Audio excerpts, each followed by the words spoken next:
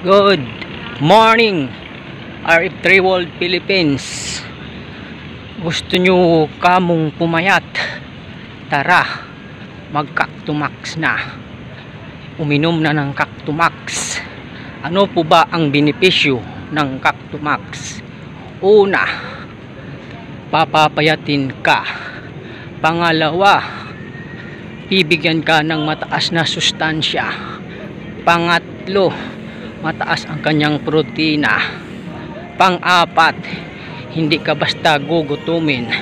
Kaya kahit itodo mo sa pag-exercise at sa pagja-jogging, hindi mo ramdam na ikaw ay gugutumin at mapapagod dahil kumpleto po sa nutrients ang makukuha sa Cactumax. Kaya ano pang inintay nyo? Mag-order na, gumamit na ng Cactumax. Let's go!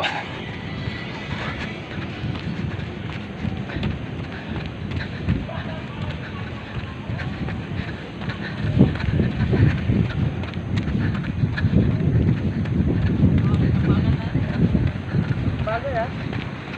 Bagay talaga.